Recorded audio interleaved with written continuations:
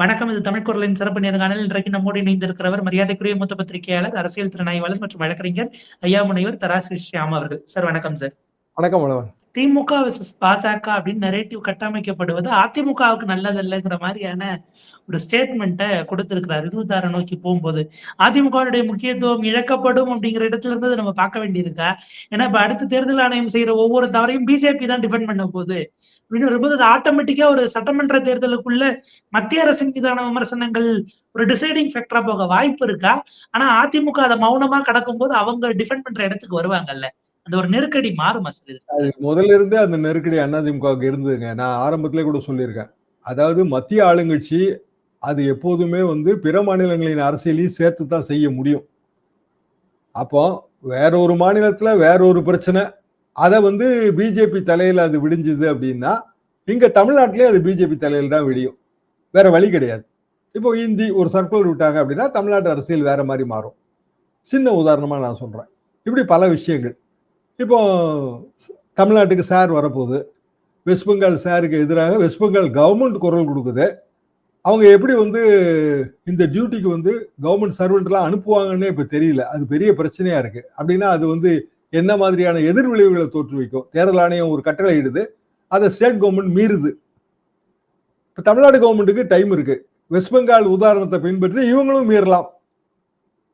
அப்ப சாரே பிஜேபி ஏற்பாடுதான், கோடிக்கணக்கான வாக்காளர்கள் இதுல இல்ல அப்படின்னு வெஸ்ட் பெங்கால்ல சொல்றாங்க.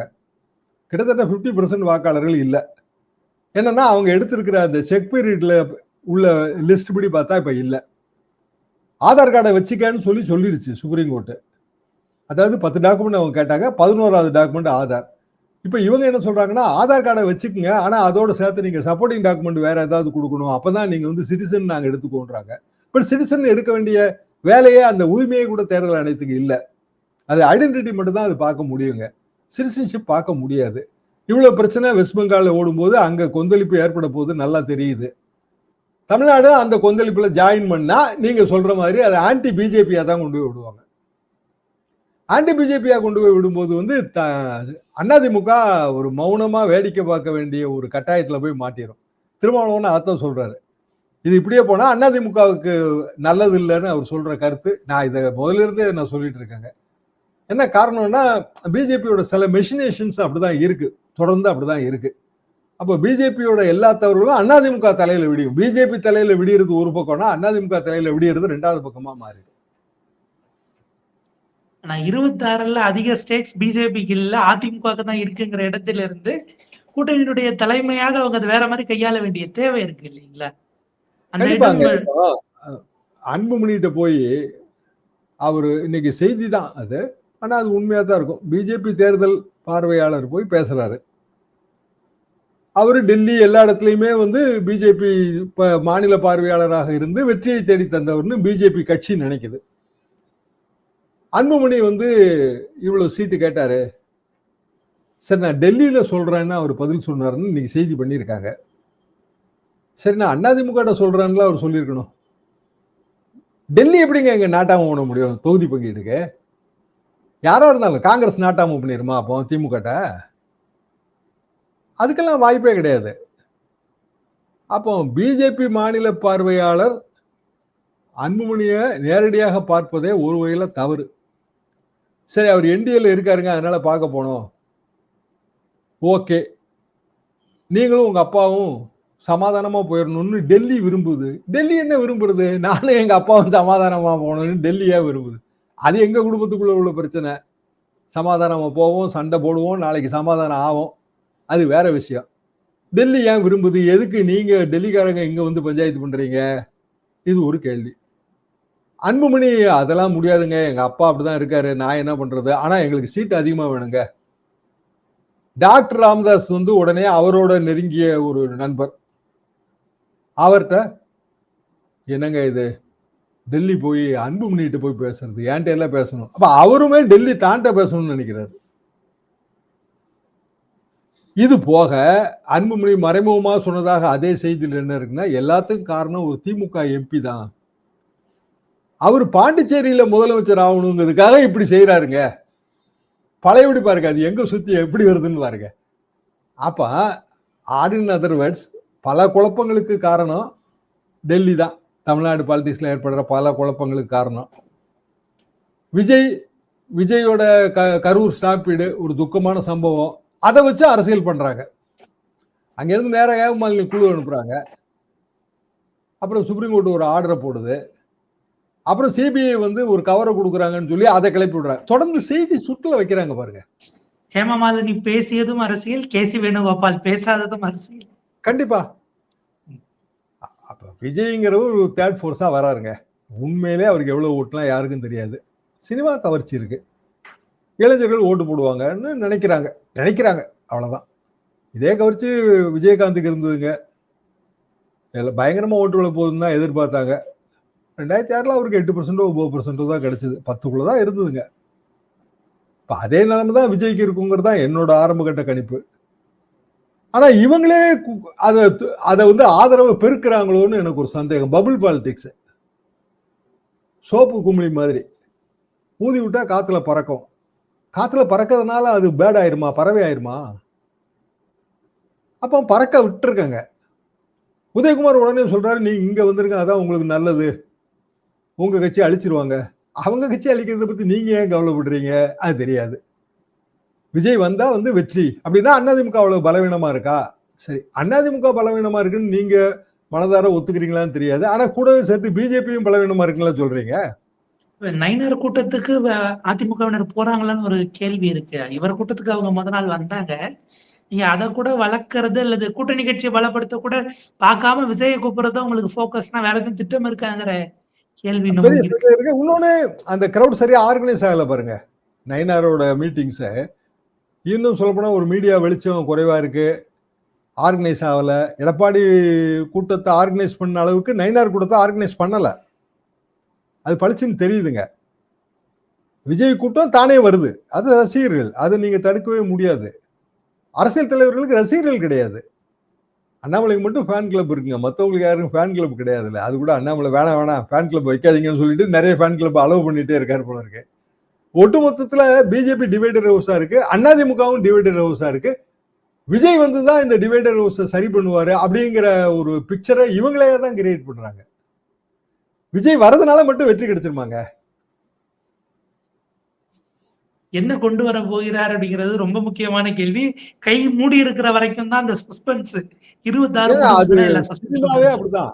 நாங்க வந்துங்க ஒரு காலத்துல பாக்கியராஜ் ஹீரோவா ஒரு படம் ஃப்ரெண்ட்ஸ், குடிசை டைரக்டர் ஜெயபாரதி, அவர் இறந்துட்டாருங்க, அவர் தான் டைரக்டர். படம் வந்து ஒரு தேநீர்னு ஒரு சாகித்ய அகாடமி நாவலுங்க, டி செல்வராஜ் எழுதுனது. அதை வச்சு படம் ஆரம்பிச்சாச்சு. அதுல வந்து பாக்கியராஜ் ஒரு ஏழை தேயிலை தோட்ட தொழிலாளி. படம் வந்துருச்சுங்க, ஒரு 6000 8000 அடிக்கிட்ட எடுத்தாச்சு. அப்புறம் பாக்கியராஜ் இமேஜே மாறி போச்சுங்க. டோட்டலா அவர் வந்து சில படங்கள்ல வந்து ஆக்ஷன் ஹீரோ மாதிரி பண்ணி அவர் படத்துல நடிக்க மாட்டேன்ட்டாரு. என்னையே கூப்பிட்டு நேராவே சொன்னார், வேணாங்க இது, ஏன்னா என் இமேஜ் மாறிடுச்சு. தேயிலை தோட்ட தொழிலாளியா நான் காக்கி சட்டை காக்கி பேண்ட் போட்டு நடிச்சா என் ரசிகர்கள் ஏத்துக்க மாட்டாங்க. இது நிறைய சினிமா ஹீரோ இப்படிதான் இருப்பாங்க, என் ரசிகர்கள் ஏத்துக்க மாட்டாங்க, விட்டுருங்க, என்ன செலவாச்சா ஆளுக்கு பாதி எடுத்துருவோங்கன்னாரு. நான் போய் இவங்க ஃப்ரெண்ட்ஸு கிட்ட கன்சல்ட் பண்ணலாம், அதெல்லாம் விட முடியாதுங்க, பாக்கியராஜே இவ்வளவு தூரம் கூப்பிட்டு சொல்றாருன்னா படத்துல ஏதோ இருக்கு. இந்த இதே கதை தான், விஜயவே கூப்பிடுறாங்கன்னா விஜய்கிட்ட ஏதோ இருக்குங்கிற கதை. அப்ப சரி, என்ன பண்றது, 7-8 பேர் இருக்கோம், எல்லாருமா சேர்ந்துதான் அதை பண்ணோம். சரி கழுத, பாக்கியராஜ் வரலன்னா என்ன, அவர் கேரக்டரை க்ளோஸ் பண்ணி அவர் போராட்டத்தில் இறந்தார். மகன் சரத் பாபு, செல்வராஜ் வக்கீல் நோட்டீஸ் விடுறாரு, என் கதையை யாரை கட்டியா மாத்தின அப்படின்னு. அவரும் பிரச்சனை. கடைசியில பாக்கியராஜ் சொன்ன மாதிரி படம் ஒரு ஷோ தான் ஓடிச்சு. ராஜாராமண்ணனை கூப்பிட்டுருந்தோம் சபாநாயகரை.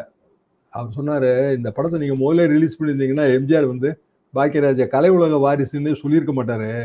ஏன்னா எம்ஜிஆர் படம்னா எப்படி இருந்தாலும் ஓடணும், அவ்வளவுதான் ஃபார்முலா. கலை உலக வாரிசு, எம்ஜிஆருக்கே கலை உலக வாரிசுனா பாக்கியராஜ் படம் எப்படி இருந்தாலும் ஓடணும்ல.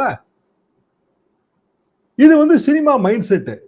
அப்போ நம்ம டிஸ்ட்ரிபியூட்டர் ஒருத்தருக்க நெகமோ கன்சாமின்னு, அவரு நெகமோ நெப்போலியன், கடிசான ஆளுங்க, ரொம்ப கடிசான ஆளு. அவர் சொன்னாரு, இந்த படத்தை ப்ரீவியூ போட்டு காட்டிடாதீங்க, ஏன்னா மூடி வச்சிருக்கிற வரைக்கும் தாங்க மரியாதை சினிமால, திறந்து காமிச்சிங்கன்னா சமயத்துக்கு ஒண்ணும் இல்லாம போயிருந்தாரு. அதே மாதிரி தாங்க அது ஆச்சு. ப்ரீவியூ போட்டோம், அதுலயே வந்து கலந்து போயிட்டாங்க. இது வந்து சினிமாவோட அனுபவ மொழி, அரசியலுக்குமே பொருந்தும். தேர்தல் நிக்கிற வரைக்கும் இல்லாத சூராதி சூரன் இவ்வளவு சதவீத ஓட்டு அவ்வளவு சதவீத ஓட்டுன்னு சொல்லுவாங்க.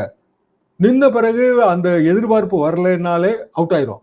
ஜானகி அம்மா அப்படியே முதலமைச்சர் கேண்டிடேட் எம்ஜிஆரின் விதவை மனைவி 10% ஓட்டு வாங்கினாங்க. 10% ஓட்டு சாதாரண ஓட்டுங்களா? நல்ல ஓட்டு தானே. ஆனா ஒரு எம்எல்ஏ பிஎச் பாண்டியனாச்சு.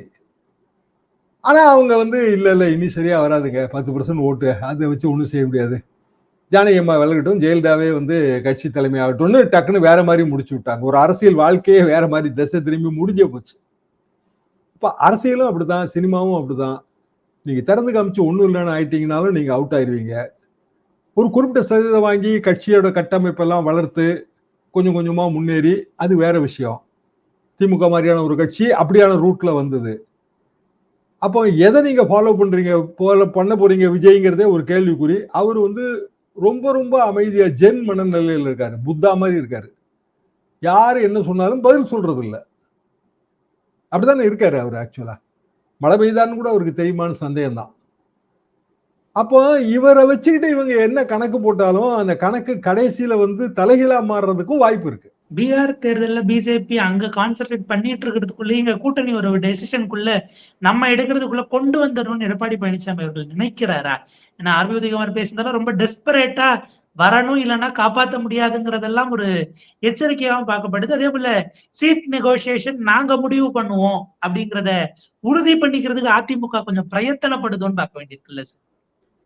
விஜய்க்கு எச்சரிக்கை கொடுக்கறதுக்கு உதயகுமார் யாருங்க? அது எனக்கு புரியவே இல்லை. எந்த கட்சியை எப்படி அழிக்க முடியும் நீங்க சொல்லுங்க? விஜய் வந்து தனியாவே நிக்கிறதா வச்சுக்கோங்க, எந்த கூட்டணிக்கும் வரல, தனியா நிக்கிறாரு, 10% 15% வாங்கிட்டாரு, சில சீட்டுகள் வாங்கிட்டாரு. அப்படின்னா எப்படி நீங்க அவரை அழிப்பீங்க? திமுக நினைச்சு அழிச்சிருமா? 2006 திமுகவுக்கு முக்கியமான தேர்தல், அண்ணா திமுகவை எதிர்த்து களமாடுதல். அப்போ விஜயகாந்த் புது கட்சி தொடங்குறாரு. அது ஜெயலலிதாக்கு ஆதரவா தாங்க போய் முடியும், ஏன்னா அவங்க ஆட்சியில இருக்காங்க. ஜெயலலிதாக்கு எதிர்ப்பு ஓட்ட தானே விஜயகாந்த் பிரிப்பாரு. இதே கணக்கு தானே. ஜெயலலிதாக்கு எதிர்ப்பு ஓட்ட பல முனையில பிரியும் போது விஜயகாந்த் பிரிச்சாருன்னா அது திமுகவுக்கு நஷ்டமா முடிஞ்சிடும். அப்படிதான் அப்ப டாக்கு. அது பிறகு விஜயகாந்த் வந்து ஒரே ஒரு சீட் தான் ஜெயிச்சாரு. ஆனா குறிப்பிடத்தகுந்த எண்ணிக்கை சதவீதம் இருந்துச்சு, 8ஓ 9ஓ இருந்துச்சு. அப்புறம் இன்னை வரைக்கும் தேமுதிக இருக்குல்ல. அது எப்படி திமுக அதுக்கு பிறகு ஜெயிச்சு வந்த திமுக 2006 இருந்து 2011 வரைக்கும், அதுக்கு பிறகு வந்து இப்போ இன்றைய தேதிக்கு விஜயகாந்த் மரணம் நடுவுல உடல்நிலை சரியில்லாம போய் இப்படி பல கட்டங்களையும் தாண்டியும் பிரேமலதா போச்சேரா இருக்காங்க. தேமுதிக இருக்கு, தேமுதிக நம்ம கூட்டணிக்கு வந்துடணும்னு எல்லாரும் நினைக்காங்கல்ல. அடுத்த வருஷம் ராஜ்யசபா சீட்டு தரேன்னு இன்னைக்கு இந்த வருஷமே சொல்ற அளவுக்கு, அடுத்த வாட்டி ராஜ்யசபா சீட்டு தரேன் சொல்ற அளவுக்கு, இன்னும் சொல்ல போனா பீகார் ஃபார்முலானா அடுத்த தேர்தலில் ஜெயிச்சா துணை முதல்வர் பதவி தரணும்னு கூட சொல்லுவாங்க போல இருக்க. எனக்கு ஒரு துணை முதல்வருக்கு போயல 4 துணை முதல்வர் போட்டுக்க வேண்டியதா? 4 தலைநகரம் போடலையா ஆந்திரால? ஜெகன்மோகன் 5 துணை முதல்வர் வச்சார்ல, 5 துணை முதல்வர் வைக்கலையா? அது என்னங்க டம்மி போஸ்ட் தானே, எத்தனை பேர் வச்சா என்னன்னு மனநிலைமையில கூட இருப்பாங்க. ஒரு கைத்தறித்துறை அமைச்சரா போட்டு துணை முதல்வர்னு சொல்லிட வேண்டியதான். ஆக இதுல வந்து பொலிட்டிக்கல் காம்ப்ரமைஸோட எதுக்கு என்ன நோக்கம்? ஜெயிக்கணுங்கிறதா நோக்கம். ஜெயிக்கணும்னா ஒரு கூட்டணிக்கு ஒரு காமன் ட்ரீம், இதுதான் அதோட பாயிண்ட்டுங்க. இதுல காமன் ட்ரீம் வந்து முதலமைச்சர் பதவி தான். முதலமைச்சர் பதவி அந்த வேட்பாளர் அந்த அந்தஸ்தை விட்டு கொடுக்கறதுக்கு எடப்பாடி பழனிசாமி தயாரா இருக்க மாட்டாரு. விஜய் தயாரா இருக்க மாட்டாருன்னு நினைக்கிறோம். ஒருவேளை தயாராகலாம், அது நமக்கு தெரியாது. பிஜேபிக்கு அப்படியான கனவு இல்லை, காங்கிரஸுக்கும் அப்படியான கனவு இல்லை. ஆக ஒட்டுமொத்தத்தில் ரிவர்ஸ்ல எடுத்து பார்த்தீங்கன்னா விஜய துணை முதலமைச்சர் வேட்பாளராக ஒத்துக்கொள்ளாத கட்சிகள் எதுன்னு நம்ம பார்க்கலாம். நாம் தமிழர் ஒத்துக்காது, பிஜேபி கவலை இல்லை, காங்கிரஸ் கவலை இல்லை, திமுக ஒத்துக்காது, அதிமுக ஒத்துக்காது. ஸோ முக்கியமான அதிமுக, திமுக, நாம் தமிழர் 3 கட்சியை நீங்க எடுத்துட்டு பாத்தீங்கன்னா மிச்ச 2 கட்சியும் எப்ப வேணாலும் யார் கூட வேணாலும் கூட்டணி சேரும். அப்ப விஜயோடையும் கூட்டணி சேரும். பிஜேபி 60 சீட்டு கேட்குது, 50 சீட்டு கேட்குது, அதிமுக கொடுக்காது. அப்ப பிஜேபி மாற்று ஏற்பாடு பண்ணும். ஏனென்றால் பொதுவாகவே வந்து தேசிய கட்சிகள்ல பல கோஷ்டிகள் இருக்கும். ஒரு கோஷ்டி திமுக ஆதரவா இருக்கும், ஒரு கோஷ்டி பிஜேபி ஆதரவா இருக்கும். திமுகலே பிஜேபி ஆதரவு தெரியும், காங்கிரஸ்ல பிஜேபி ஆதரவு தெரியும். ஏன்னா டெல்லிக்கு போன பிறகு எல்லாரும் ஒன்னா மண்ணா தாங்க இருக்காங்க. நல்லா யோசிச்சு பாருங்களேன். டெல்லிக்கு போன பிறகு திமுக எம்பிக்கள் பிஜேபியோட உறவு பாராட்டாம இருக்காங்களா? கேட்டா என்ன சொல்லுவாங்க? நிர்வாக ரீதியிலான உறவு. அதை போய் அரசியல்படுத்தாதீங்கம்பாங்க. நிர்வாகம் ஏதுங்க அரசியல்ல? 24x7 பாலிடிக்ஸ்ங்க. பாலிட்டிஷியன்னா 24x7. பாத்ரூம் போகும்போது கூட பாலிடிக்ஸ் நீங்க பண்ணித்தான் ஆகணும். வேற வழி கிடையாது. அப்போ டெல்லியில நாங்க சந்திக்கிறோம். அது தமிழ்நாட்டு நலனுக்காக. ஆனா இங்க எதுக்குறோம்? அதுவும் தமிழ்நாட்டு நலனுக்காகன்னா அது முரண்பட்டதா தெரியுது. இதுல ஜெயலலிதா எம்ஜிஆர்லாம் பாத்தீங்கன்னா கட்சியை விட்டு நீக்கிட்டோம்னா மாத்து கட்சியோட நீ உறவே வச்சு கூடாதே, இல்லைன்னா கட்சியை விட்டு நீக்கிறோம்னு சொல்லுவாங்க. ஏங்க ஜெயலலிதா காலத்து மந்திரி சொந்த மகன் கல்யாணத்துக்கு போகாதவங்களா இருந்தாங்க. திமுக வருங்கிறதுனால. திமுக சம்பந்தி எல்லாம் ஆகி. அதெல்லாம் பழைய உதாரணங்கள் தானே. சோ கட்சி அந்த அரசியல்லாம் அப்படிதான் இருக்கணும். அந்த கடைசி வரி டிராஃப்ட் டெம்ப்ளேட் தான். எனவே கழக உறுப்பினர்கள் யாரும் இவரோடு எந்த தொடர்பும் வைத்துக் கொள்ள வேண்டாம் என அறிவுறுத்தப்படுகிறதுங்கிறதா லாஸ்ட் லைன் டெம்ப்ளேட். எப்போதுமே எப்போதுமே அதை நம்ம போய் கஷ்டப்பட்டு டைப் அடிக்க வேண்டாம். மெமரியில இருந்து சேர்க்க வேண்டியதுதான். பாப்போம் சார், ஒரு விரிவான உரையாடல். விஜய் எந்த பதிலும் சொல்ல மாட்டாருங்கிற தைரியத்துலதான் எல்லாரும் கூப்பிட்டு இருக்காங்களான்னு ஒரு கேள்வி இருக்கு. பட் இருக்கலாம். அது எனக்கு நாங்க அரசியல் சும்மா தானேங்க கூப்பிட்டோம். நீங்க பாட்டுக்கு வந்துட்டீங்களே அப்படின்னு கூட சொல்லுவாங்க. சோ எப்படி போகுதுன்னு பார்ப்போம். இது நீங்க ஏற்கனவே குறிப்பிட்டதை போல வேற ஒரு இடத்துல இந்த மதர் ஆஃப் ஆல் எலெக்ஷன்ஸாக மிக நிச்சயமாக 26 இருக்குங்கிறத மட்டும் புரிஞ்சுக்க முடியுது. எப்படி போகுதுன்னு பார்ப்போம். உங்க நேரத்துக்கு நன்றி சார்.